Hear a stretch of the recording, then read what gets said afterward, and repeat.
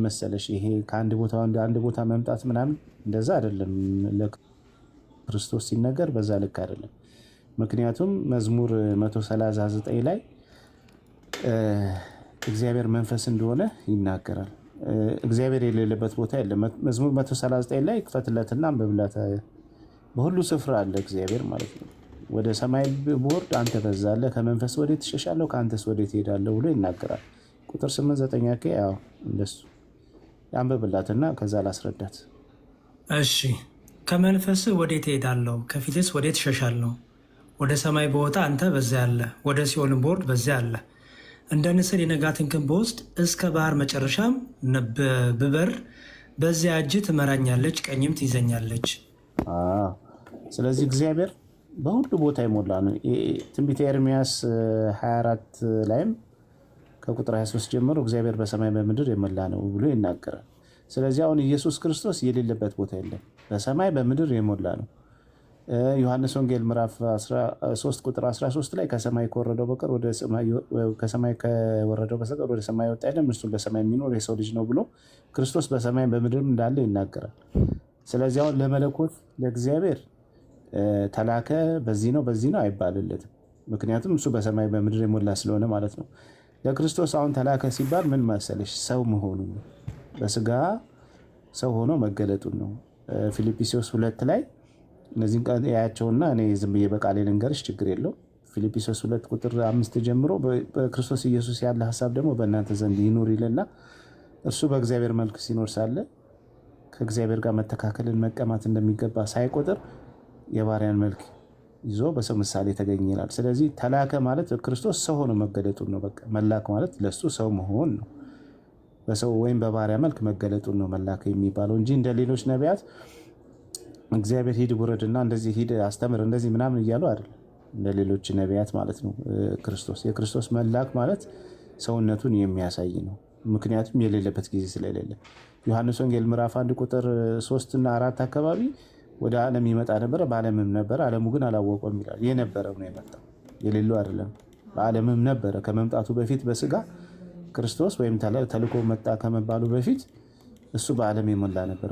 ዓለሙ ስላላወቀው ነው እንጂ በዓለምም ነበረ፣ ብርሃን ስለሆነ ማለት ነው። ዓለምን የሚያበራ ብርሃን ወይም ዓለምን የሚመግብ ማለት ነው። ስለዚህ መላክ ማለት ከዛ አንጻር ነው የሚታየው እንጂ ልክ እንደ ነቢያት ያልነበረበት ጊዜ ኖሮ የሆነ ሰዓት ላይ እግዚአብሔር አስነስቶ ሂድ ምናምን የሚላቸው እንደዛ ሳይሆን እርሱ ከዘላለም ጀምሮ የነበረ በኋላ ግን በሰው ስጋ ወይም በስጋ የተገለጠ አምላክ ማለት ነው። እሱ ነው መላክ ማለት። ለምንድነው ለእስራኤል የተላከው ያልሽው?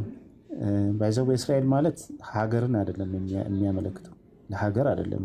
እስራኤል ማለት እኮ የእግዚአብሔርን ሕዝብ ማለት ነው፣ ወይም የእግዚአብሔርን ማዳንን የሚቀበል ሕዝብ ለነሱ ተልቋል። አሁንም ክርስቶስ ኢየሱስን ለተቀበሉት በስሙ ለሚያምኑት ነው የእግዚአብሔር ልጅ የሆኑ ዘንድ ስልጣን ሰጣቸው የተባለው። ስለዚህ ለሚያምኑት ለሚቀበሉት ተልቋል። ያ ደግሞ በሁሉም ዓለም ላይ ያለ ነው፣ ወይም ደግሞ ለእግዚአብሔር ሕዝብ ለተባሉት ማለት ነው። ይህን የቱ ጋር እናገኘዋለን መሰለሽ? ሮሜ ምዕራፍ 9 ቁጥር 6 ጀምሮ ስታነቢው እስራኤል ማለት ምን እንደሆነ እንትን ይልሻል። እችን ልንገርሽና እኔ እንትን ላለው እችን ሮሜ ከቁጥር 6 ጀምሮ አንብብላት። ይኸውልሽ ምን ይላል መሰለሽ? ነገር ግን የእግዚአብሔር ቃል የተሻረ አይደለም፣ እነዚያ ከእስራኤል የሚወለዱ ሁሉ እነዚያ እስራኤል አይደሉም ይላል። አይሽ ከእስራኤል መወለድ በስጋ እስራኤል አያስብልም እንደ መጽሐፍ ቅዱስ ሀሳብ። በስጋ መወለድ ብቻ አይደለም። በእርግጥ በስጋ የተወለዱ እነዛ የማን ነው? የይስሐቅ የያዕቆብ ልጆች 12ቱ እስራኤል ተብሏል። ግን በስጋ መወለድ ብቻ አይደለም የሚያስብለው፣ በስጋ የሚወለዱ እስራኤል አይደሉም ይላል። ከዛ በኋላ በአብርሃም ዘር ስለሆኑ ሁላቸውም ልጆች አይደሉም። አይሽ ልጅነት በስጋ መወለድ ብቻ ሳይሆን ከአብርሃም ዘር መገኘት ሳይሆን በተስፋው ቃል ኪዳን ውስጥ መኖር ያስፈልጋል። በግዝረት የአብርሃም ልጅ መሆን አለባቸው። የእግዚአብሔርን ቃል ኪዳን መጠበቅ አለባቸው ማለት ነው። ስለዚህ በስጋ መወለድ ብቻ አይደለም። ቀጥልና እዛው አልጨረስኩም። እሺ ነገር ግን በይስሐቅ ይጠራል አልተባለ? አይሽ በይስሐቅ ዘር አስቀድሞ ተስፋ ስለተገባ ማለት ነው። በዘር አሕዛብ ይባረካሉ ብሎ ለይስሐቅ ዘፍጥረት 17 ላይ እግዚአብሔር ቃል ኪዳን ገብቶለታል። ስለዚህ እነዚህ በይስሐቅ እግዚአብሔር አስቀድሞ ቃል ኪዳን የገባላቸውን የይስሐቅን ተስፋ አድርገው ተስፋውን የሚጠብቁ በጠቅላላ እነሱ እስራኤል ይባላሉ። ይህም የተስፋው ቃል ልጆች ዘር ሆነው ይጠራሉ እንጂ ይልና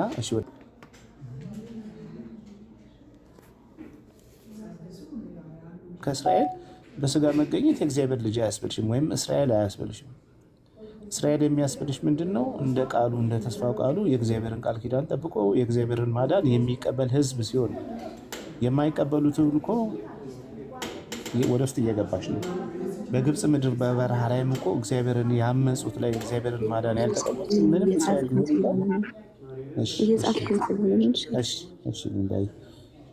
ምንም ቢሆን የእግዚአብሔርን ማዳን ያልተቀበሉ በእግዚአብሔር ላይ ያመፁ እኮ እስራኤላውያንን ሳይቀር እኮ በግብፅ በረሃ ላይ እኮ እዛው አስቀርቷቸዋል። ተስፋውን ቃል ያገኙት እኮ ሁለት ናቸው፣ ካሌብና ማነው ኢያሱ ናቸው።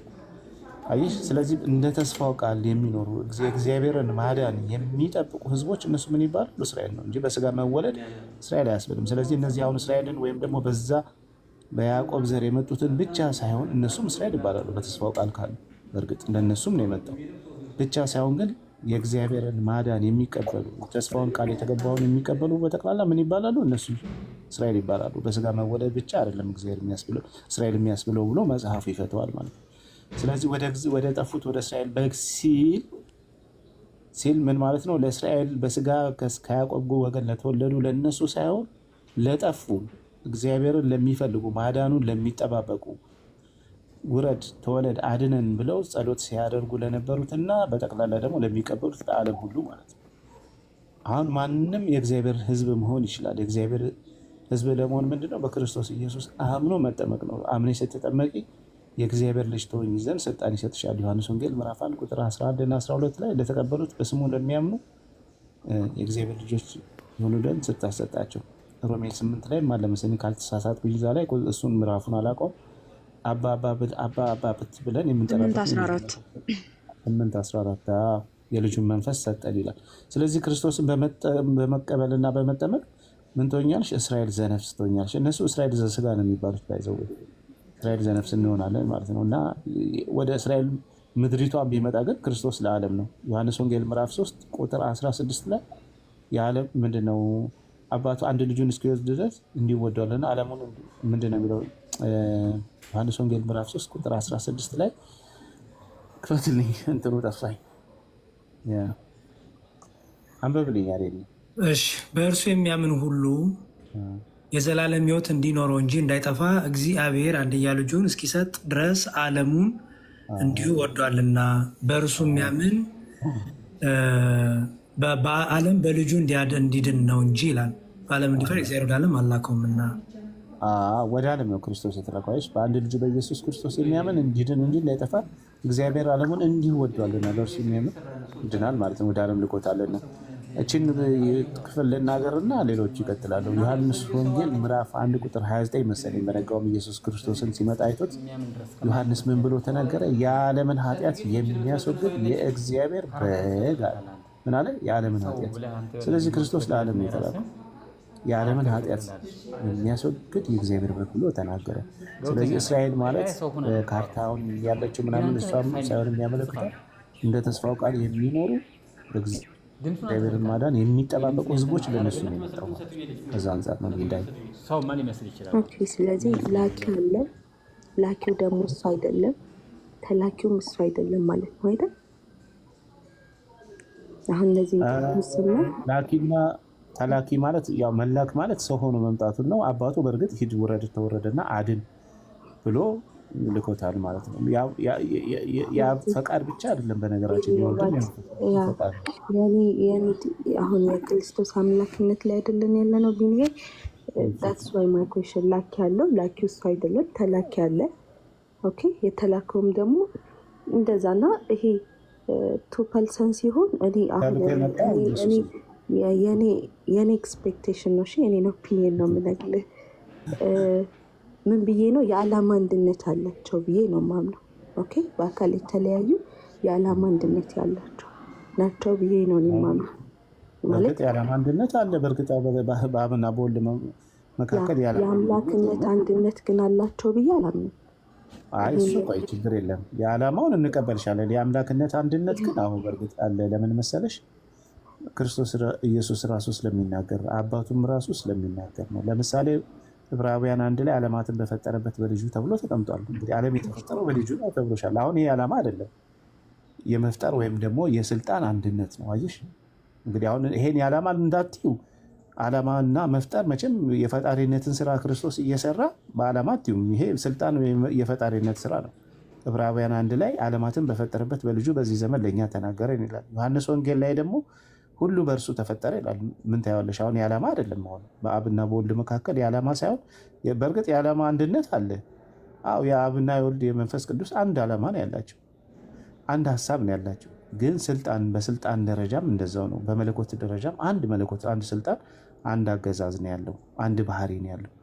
ስለዚህ አብ የሚያደርገውን ወልድ ያደርጋሉ ተብሎ ተቀምጧል። ዮሐንስ ወንጌል ምዕራፍ 5 ቁጥር 19 አብ የሚያደርገውን እንዲሁ ደግሞ ወልድ ያደርጋል ተብሎ ተቀምጧል ማለት ነው። ይህ አሁን የእንትን አይደለም የዓላማ ምናምን ሳይሆን የስልጣን ነው የሚናገረው ማለት ነው። ስለዚህ በብዙ ቦታ ላይ ይናገራል። ዮሐንስ ወንጌል ምዕራፍ 10 ላይ ክርስቶስ ኢየሱስ ለበጎች የዘላለም ሕይወት ይሰጣሉ ይላል። እንግዲህ ሌላ ቦታ ደግሞ አብ የዘላለም ሕይወት ይሰጣል ተብሏል። ታዲያ አሁን ይሄ የዓላማ የዘላለም ሕይወት የመስጠት የአምላክ ጉዳይ ነው፣ የባህሪ ጉዳይ ነው እንጂ ይሄ የዓላማ አይደለም። እኛም እኮ ከእግዚአብሔር ጋር ዓላማ አለን እኮ አይደለ? ሐዋርያትን እኮ እንደዛ ብሎ አስቀምጦታል። በአንድ ሀሳብ በአንድ ዓላማ ከእግዚአብሔር ጋር እንድንስማማ ይናገራል። ያ ማለት ግን እኛ ፈጣሪ ነን ማለት አይደለም። የክርስቶስና የአብ ግን እንደዛ አይደለም። የክርስቶስ አለሽ ጥያቄ አነስተሽ ለምን መሰለህ? አሁን ነቢይ በገዛ ሀገሩ አይከበልም። ላይክ ለእስራኤል በጎች ተልኬያለሁ እንደዚህ የሚለው ነገር እሱን ላኪ መሆኑን ነቢይ መሆኑን ምናምን የሚያሳዩ ነገሮች ናቸው። ዳትስ ዋይ እኔ አሁን ኢየሱስ ክርስቶስ በሰውነቱ ሰው ነበር። ኦኬ እንትን ካለ በኋላ ከሞተ በኋላ ግን አምላክ ሆነ ብዬ መቀበል የሚያቅቱኝ ብዙ ጥያቄዎች አሉኝ። ከዛ ውስጥ አንዱ ዮሐንስ ላይ የተጠቀሰው ልናገልና እኔ አምላክ አለኝ ብሎ የተናገለበት እንትን አለ። እንደዚህ ጠይቅሽ ስ ቀላል ጥያቄ አሁን ሎጂክል አድርግሽ። አሁን ተላከ የሚለውን ብዙ ጊዜ ስለተናገርሽው አንቺ ልጅ አለሽ አይደለ? ላክሽው፣ ለምሳሌ ወደ ሱቅ ላክሽው። ከባህሪው ላይ ከሰውነቱ ላይ ከባህሪው ላይ ሰው መሆኑ ይቀራል ነው? ከባህሪው ላይ አይቀልም። ኦኬ ነገር አለ ወይ? ሴትም ከሆነች ከልጅነቷ የሚጎልባት ነገር አለ? ያ ልጅ እንደሆነ ነው የሚቀጥለው። በጣም ጥሩ። ስለዚህ ክርስቶስ ኢየሱስ እሱ አምላክ ነውና ከአብ ተልኮ ቢመጣ ከአምላክነቱ ላይ የሚቀንስበት ነገር አለ? መላኩ በራሱ ምንድን ነው የሚያመጣው ነገር ነው? እሱ ትህትና ሆኖ እንዳለው ነው። ግን ከአብ ተልኮ ቢመጣ አብም አምላክ ከሆነ ወልድም ደግሞ ኢየሱስ አሁን አንተ በሰጠህ ምሳሌ ቢንዬ እኔ ልጄ ብልከው ኦልሬዲ ልጄ ሆኖ ነው የሚቀጥለው። ያኔ ልጄ እኔ ሊሆን አይችልም። ልጄ መጥቶ እኔ ሊሆን አይችልም። ሊንዳ ሊሆን አይችልም። እሺ ላይክ በባህሊ በሆኑ ነገሮች ግን ልጄን እኔ ላንጽ እችላለሁ። እሺ ላንጽ እችላለሁ። ልጄን በዛዌ ልመላ እችላለሁ። ማነጹ ምናምን እሱ ችግር የለውም። ባህሪ ሰውነቱ ይቀራል። ሊንዳይ ሰውነቱ አይቀልም እኮ እያልኩ ስለተላከ ቢኒ ስለላኩት ሰውነቱ ይቀላል እያልኩ አይደለም። ልጄ ልጅ እንደሆነ ነው የሚቀጥለው። ያኔ ሰው እንደሆነ ልጅ እንደሆነ ነው የሚቀጥለው። ተለዳኸኝ አይደለም? እኔ በላኩት ነገር ላይ ግን የላኩትን ነገር አድልጎ ወደ እኔ ሊመጣ ይችላል። የላኩትን ነገር ይዞ ወደ እኔ ሊመጣ ይችላል። ግን እኔ ሊሆን አይችልም። እኔ ሊንዳ ሊሆን አይችልም። ሰው እኛም ደጋር ምን ነው ክርስቶስ ልጅ ብቻ ነው እንጂ አባት አይደለም። አባት ብቻ ነው። አባት ብቻ እኮ ልጅን አምላክ ነው። ልጅን አምላክ ነው ስትለው ላይክ አሁን እኔ የዓላማ አንድነት አላቸው ብዬ አምናለሁ ብያለሁ። የአምላክነት አንድነት የላቸውም ብዬ ነው ማምነው ብያለሁ። አንተ አሁን በአምላክም በስልጣንም በአገዛዝም አንድ ናቸው። ይሄ መለኮት አንድ አምላክ ነው ኦኬ ብለህ ነው የምታምነው። እኔ ደግሞ ያኔ የዓላማ አንድነት እንዳላቸው አምናለሁ። ግን ኢየሱስ ክርስቶስ አምላክ ነው ብዬ እኔ አላምንም። ይሄን ደግሞ ከዚህ ከባይብሉ ያየሁት ወይም የተለዳሁት ነገር ነው። ሊንዳታችን እሺ ቢሆን እኮ ጥሩ ነበረ። የአንቺን ሀሳብ ጀምርሽ የአንቺን ሀሳብ ጨረሽ እና እናንተ እስቲ ማስረጃችሁን አሳዩን ብትይ እኮ ይሻልሽ ነበር። አሁን የዓላማ አንድነት አልሽ። ይህን እስቲ ፍችልኝ። ኢየሱስ ግን አባቴ እስከዛሬ ይሰራል እኔም ደግሞ እሰራለሁ እሺ ምን ማለት ነው? አባቴ እስከዛሬ ይሰራል እኔም ደግሞ እሰራለሁ ማለት ነው። ይሄ መስራት ነው አይደል? አባቴ እስከዛሬ ድረስ ይሰራል ማለት ነው። ሊንዳ አባቴ እስከዛሬ ድረስ ይሰራል ማለት አባቴ እስከዛሬ ይሰራል ማለት ነው። እስከዛሬ ያለ ነው ይሰራል መኖሩ ደግሞ በስራው ነው አይደል የሚለው። ያ እኔም ደግሞ እሰራለሁ እያለ ነው። እኩል እየሆነ ነው ይሰራል።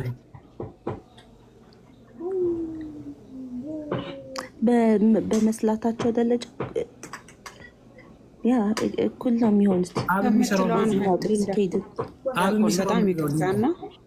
በጣም ይቅርታና እስከምትለዋን ኃይለ ቃል በደንብ አስተውያት ሊንዳ። እስከ ማለት አባቱ ስራን መስራት ከጀመረባት ሰዓት ጀምሮ እስካሁን እሰራለሁ እያለ ነው። እስከምትለዋን ኃይለ ቃል በምን ተረዳሻት እስቲ? እስከና ስራው ምንድን ነው የሚለውንም አንድ ላይ ፍችል ሊንዳ። አባቴ እስከ ዛሬ ይሰራል እኔም ደግሞ እሰራለሁ። እስከ የሚለው እና ደግሞ አብ የሚሰራው ስራ ምንድን ነው? ወልድም በእኩል የሚያደርገው ከአብ እኩል ማለት ነው። እና እስከ የምትለውን ፍችልን። የዓላማ ብቻ አይደለም የሚለው ላሳይሽ ነው። አዎ በዓላማ በእውቀት በፈቃድ አንድ ነው። በመስራትም ደግሞ አንድ ነው። መስራት ደግሞ ባህሪ ነው። መስራት ደግሞ የመለኮት ባህሪ ነው። የአምላክ መገለጫ ነው። ያ እንትን እንዳይላት በቃ ችግር የለም ሊንዳ፣ አይበቃሽም? ምናልባት እነዚህን ጥቅሶች ያዥና ሰሜራም ስላም ጥያቄ ስላላት እንደዛ ይሆንና አንድ ትንሽ ይፈቀድልኝ መጨመር ክፍተት ለመምራት። እሺ መልካም። አንድ ጥያቄ ልጠይቅ። እስከዛ የመስላት አንድ የሚጮህ ነገር አለ አንቺ ጋር ነው። እሺ ሊንዳ ክፈቻውን እና ይህን አንድ መልሽልን፣ ካልሆነ ወይም ቶ ከዛ ሀሳብ ካለ እንማማር ይሰጥሽና ብዙ ጥቅስ ነው የሰጠንሽ ነው። ጽፈሽ ከሆነ አላውቅም። እየጻፍኩኝ ነው ነት እያስኩኝ ነው። እስካሁን ዮሐንስ ላይ ነበረ። ከዛ በፊት ባለባቸው አባቴ እስከዛሬ ይሰራል ማለት ነው። እስከዛ ላይ ይሰላል ማለት አሁንም ስላውን አላቆመም ነው። እስከሚለው ምኑን ያሳያል? እስከነበለበት ድረስ እየሰላ መሆኑን ያሳያል። ትናንት በፊትም ይሰራል አሁንም ይሰራል ማለት ነው። እኔም ደግሞ እሰራለሁ ይላል። እሺ ምን እያለ ነው ክርስቶስ?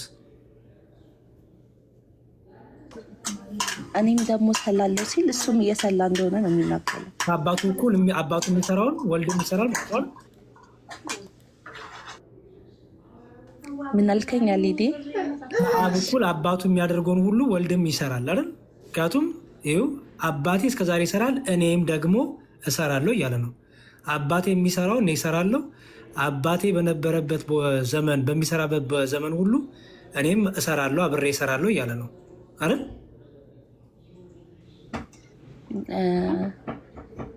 አባቴ እስከዛ ላይ ድረስ ይሰላል እኔም ደግሞ ሰላለሁ ሲል አባቱ እስከዛሽ ድረስ እየሰላ እንደሆነና እሱም ስላለኝ እንደነበል ነው አይደለም የሚያሳየው። ምንድነው አብ የሚሰራው? ንገሪኝ። አብ ምንድነው የሚሰራው? ይፈጥራል አይደል? ይፈጥራል። ያ እሺ ወልድ ምንድነው የሚሰራው?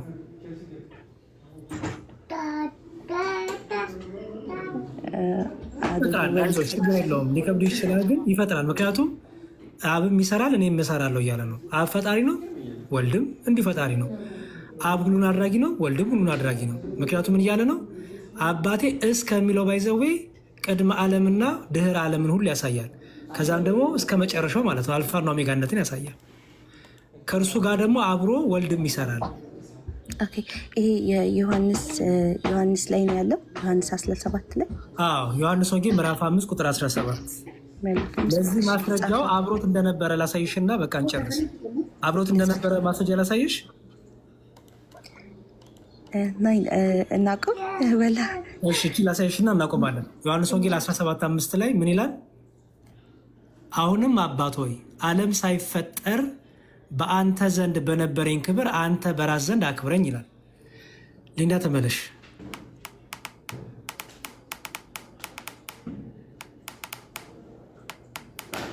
አለሁኝ እየጻፍኩኝ ስለሆነ ነው። እሺ ምን ማለት ነው? ዓለም ሳይፈጠር ማለት ማንም ሳይፈጠር ማለት አይደል? ዓለም ሳይፈጠር በአንተ ዘንድ በነበረኝ ክብር ይላል። ዓለም ሳይፈጠር ከአንተ ጋር ነበርኩ እያለ ነው አይደለ? ወልድ አይዋ በአንተ በነበረኝ ክብል እያለ ነው። በነበረኝ ካለ ከአባቱ ጋር ነበር ማለት ነው አይደል? ያ በክብሉ ነበር። በክብሩ ነበር ማለት ነው። ጎበዝ፣ በክብሩ ነበር ማለት ነው። ክብር የተባለው ምንድን ነው? እዚህ ጋር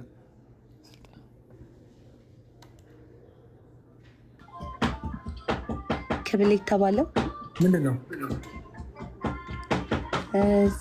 ክብል ማለት ያኔ ስልጣን። ስለዚህ አብሮት ነበር አይደለ? በስልጣን እኩል ሆኖ ከአባቱ ጋር ነበር።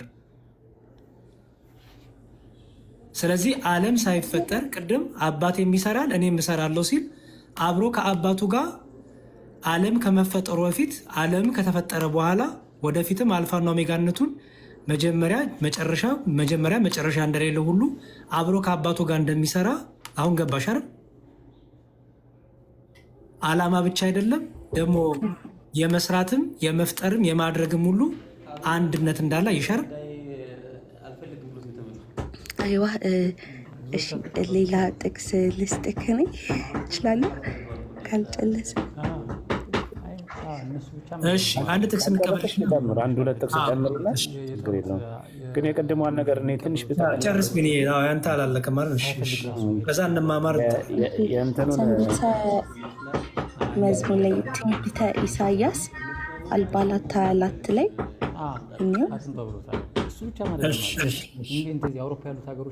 ትንቢተ ኢሳያስ 44 ስንት አልሽኝ? 44 እሺ ከማዕፀን የሰራ የሚበጅ እግዚአብሔር እንዲህ ይላል፣ ሁሉን የፈጠርኩ ሰማያትን ለብቻ የዘረጋው ምድርም ያጸናው እግዚአብሔር እኔ ነኝ፣ ከኔ ጋር ማን ነበር ይላል። እሺ ምን እናድርገው? ይሄንን ያ አሁን ከነገልከኝ ጥቅስ ጋር ነው እና ይሄ ሲሰላ እንደነበር ነው የሚያሳየን አይደል? እዚህ ጋር ምን ማለት ነው የሚለውን እንፍታልሽ። አሁንም ይኸውልሽ አይሻ አይደለ ሊንዳ፣ ትልቁ ችግር እየፈጠረብሽ ያለው ከማል እየመዘች ስለሆነ ነው። እግዚአብሔር ይህን ሲናገር ከምን አንጻር ተናገረ? ከኔ ጋር ማን ነበረ? እኔን የዘረጋው ሲል ምን ማለቱ ነው? አይ እዚህ ጋር እኔ ብቻ ነኝ የሰራሁት ከኔ ጋር ማን ነበር ሲል ልጁ አልነበረም ማለት ነው? አይደለም። ምክንያቱም ዓለማቱ ላይ የተፈጠሩት በልጁ ነው ስለሚል አስተዊ ዓለማቱ ላይ የተፈጠሩት በልጁ ነው ያለ። እሱን ላሳይሽና ሌላ መሰለሽ እዚህ ዕብራውያን ላይ ከዛ ወደ ቢኒ ወይ ወደ እንትና ልክሻለሁ። እሺ ከጥንት ጀምሮ እግዚአብሔር በብዙ አይነትና በብዙ ጎዳና ለአባቶቻችን በነቢያት ተናግሮ ሁሉን ወራሽ ባደረገው ደግሞ ዓለማትን በፈጠረበት በልጁ ይላል። እሺ ዓለማትን በፈጠረበት በልጁ። ስለዚህ ዓለማቱን ላይ የተፈጠሩት በማን ማለት ነው? በልጁ ነው። ታዲያ እግዚአብሔር ማን አብሮኝ ነበር ሲል አይ የባህሪ ልጅ አልነበረም እያለ ነው? አይደለም። ምክንያቱም ዓለማቱ የተፈጠሩት በልጁ ነው ስለሚል። ስለዚህ ምን ማለት ነው የሚለውን ወይ ቢኒ ወይ እንማማር፣ አንዳቸው ያብራሩልሽ። ቢኒ በዛው ሀሳብን ጨርስና አብራራላት። ልጠቅልልና በቃ እኔ ልውጣ። እሺ የቅድሙ በቃ ይቅር፣ ሌላ ጊዜ እናወራለን። እሺ ከኔ ጋር ማን ነበረ ሲል አዎ ከእግዚአብሔር ጋር ማንም የለም፣ እግዚአብሔር እኮ ብቻውን ነው። እኛም እኮ አንድ እግዚአብሔር ነው ያለው ነው የምንለው እንዳየ። ያ ማለት ግን የአንዱ እግዚአብሔር አንድ ነጠላ አካል ነው ያለው ማለት አይደለም እኮ፣ እንደዛ አይደለም። ምሳሌ 8ን ክፈትልኝ አንዴ። ምሳሌ 8 ከቁጥር 23 ጀምሮ እንትን ልበልሽ። አዎ እግዚአብሔር ብቻውን ነው፣ ከሱ ሌላ አምላክ የለም። ክርስቶስ ሌላ አምላክ አይደለም። ሌላ አምላክ እኮ አይደለም ክርስቶስ። መንፈስ ቅዱስም እኮ ሌላ አምላክ አይደለም፣ አንዱ አምላክ ነው። ምሳሌ ስንት አልከኝ? ልጻፍ። ምሳሌ 8 ከቁጥር 23 ጀምሮ ያወነብልሻል። ምሳሌ 8 ከቁጥር አንበብላት። እሺ ተመለሽ ሊንዳ። ያው እኔ እኮ እዚህ ጋር አለልሽ እኮ። ትሰማለች፣ እየጻፈች ነው። ችግር የለውም ስለሚጽፍ ነው። እሺ እየጠየቅ ችግር የለውም። ከጥንቱ ከዘላለም ጀምሮ ተሾምኩ፣ ምድር ከመፈጠሩ አስቀድሞ ቀላያት ገና ሳይኖሩ እኔ ተወለድኩ፣ የውሃ ምንጮችም ገና ሳይፈልቁ፣ ተራሮች ገና ሳይመሰረቱ፣ ኮረብቶች በፊት እኔ ተወለድኩ፣ ምድሪቱም ሜዳውን ገና ሳይፈጠር የመጀመሪያው የዓለም አፈር እያለ ይቀጥላል። ዋና ሰራተኛ እስከሚለው ቀጥልና ከዛ በኋላ ታቆመዋል። ሰማዮችን በዘረጋ ጊዜ አብሬ ነበርኩ፣ በቃላያት ፊት ክበብን በደነገገ ጊዜ ደመናትን በላይ ባዘጋጀ ጊዜ፣ የቀላያን ምንጮች ባጸና ጊዜ፣ ለባህርም ዳርቻን በወሰነ ጊዜ፣ ውሃ ከተዛዙ እንዳልፍ የምድር መሰረት በመሰረተ ጊዜ፣ የዛን ጊዜ እኔ በእርሱ ዘንድ ዋና ሰራተኛ ነበርኩ። ዕለት ዕለትም ደስ አሰኘው ነበር፣ በፊቱም ሁል ጊዜ ደስ ይለኝ ነበርኩ። ደስታዬን በምድር ተረለው ይላል። እሺ አየሽ። ስለዚህ አሁን እግዚአብሔር ብቻውን ነው ብቻዬን ነኝ ሲል አሁን ቃሉን እና መንፈሱን ከኔ ጋር አይደሉም እያለ አይደለም። በነገራችን ላይ ቃሉ ነው ኢየሱስ ክርስቶስ የእግዚአብሔር ቃል ነው፣ ግን አካላዊ ስለሆነ ነው። መንፈስ የምንለው መንፈስ ቅዱስ የሚለው የእግዚአብሔር መንፈስ ነው፣ ግን አካላዊ ስለሆነ ነው። ስለዚህ እግዚአብሔር ከቃሉና ከመንፈሱ ለይተሽ ልታውቂው አትችይም። ከቃሉና ከመንፈሱ ለይተሽ እግዚአብሔር ማን ነው ብለሽ ነው የምትናገረው። ስለዚህ ከኔ ሌላ ማንም የለም ብሎ ሲናገር ከጣዖት አንጻር ነው። ጣዖታውያን ፈጣሪ ናቸው ብለው የሚያስቡ ሰዎች ስላሉ እነሱ ፈጣሪ አይደለም፣ ከኔ ሌላ ፈጣሪ የለም፣ እኔ ነኝ አምላክ እያለ ነው። እዛው ጋር ቢኒ አውዱን ቢነበብላት ከጣዖታት አንጻር እንደሆነ ምናልባት የኛ ማብራሪያ እንዳይመስልሽ። ምን ይላል መሰለሽ ሊንዳ? ቤል ተዋረደ፣ ናባው ተሰባበረ፣ ጣዖቶቻቸው በእንስሳትና በከብት ላይ ተጭነዋል፣ ሸክሞቻቸው ለደካማ እንስሳ ከባድ ጭነት ሆነዋል እና ተጎነበሱ፣ በአንድነት ተዋረዱ፣ ሸክሙን ለማዳን አልቻሉም፣ ራሳቸውን ግን ተማረኩ። እናንተ ያዕቆብ ቤት ሆይ የእስራኤል ቤት ቅሬታ ሁሉ ከሆድ ያነሳኋቸው ከማዕፀን የተሸከምኳችሁ ስሙኝ፣ እስከ ሽምግልና ድረስ እኔ ነኝ፣ እስከ ሽበትም ድረስ እሸከማችኋለሁ። እኔ ሰርቻለሁ፣ እኔም አነሳለሁ፣ እኔ እሸከማለሁ፣ እኔም አድናለሁ። በማን ትመስሉኛላችሁ? ከማንስ ጋር ታስተካክሉኛላችሁ? እንመሳሰል ዘንድ ከማን ጋር ታስተያዩኛላችሁ? ወርቁን ከኮረጀ የሚያይሽ ከምድር ከጣዖታት ጋር ማለት ነው። ወርቁን ከኮረጀ የሚያፈሱ ብሩንም በሚዛን የሚመዝኑ እነርሱ አንጥረኛውን ይቀጥራሉ፣ እርሱንም አምላክ አድርጎ ይሰራዋል። ለዚያም ያጎነብሱለታል፣ ይሰግዱለታል። ለምኑ? ለጣዖታት ማለት ነው። በጭንቃቸው ላይ አንስተው ይሸከሙታል፣ በስፍራውም ያደርጉታል። ከዚያም ይቆማል፣ በዚያም ይቆማል፣ ከስፍራውም ፈቀቅ አይልም። ሰውም ወደ እርሱ ቢጮህ አይሰማም። ምኑ? ጣዖቱ ማለት ነው። ከመከራውም አያድነውም። ይህን አስቡና አልቅሱ፣ ተላላፊዎች ሆይ ንስሐ ግቡ፣ ልባችሁንም መልሱ። እኔ አምላክ ነኝና ሌላ አምላክ የለምና የቀድሞውን የጥንቱን ነገር አስቡ። እኔ እግዚአብሔር ነኝ፣ እንደ እኔ ያለ ማንም የለም። በመጀመሪያ መጨረሻውን ከጥንትም ያልተደረገውን እናገራለሁ። ምክሬ ትጸናለች፣ ፍቃዴም ሁሉ እፈጽማለሁ እላለሁ ይላል። እኔ አምላክ ነኝና ሌላም የለምና ሲል ምድር ላይ እነሱ ከሚገዟቸው ጣዖታውያን አሁን ቢኒ እንዳለሽ እነሱ ተሸክመዋቸው ይህንን ይሰማል እያሉ አንጥረኛውን እያነጠሩ በወርቅ ለብጠው የሚያመልኳቸው ጣዖታት የምትሏቸው ከእኔ ጋር የተካከሉ እኔ ብቸኛ አምላክ ነኝ እያለ ምድር ላይ እነሱ ከሚያመልኳቸው ከአህዛብ አማልክት እርሱ የተለየ አምላክ እንደሆነ እስራኤላውያን ከአህዛብ አማልክት አንዱ ነው ብለው እንዳያስቡ እርሱ ብቸኛ አምላክ እውነተኛው አምላክ እንደሆነ ለይቶ እየተናገረ ያለበት ክፍል ነው። ቀጥል።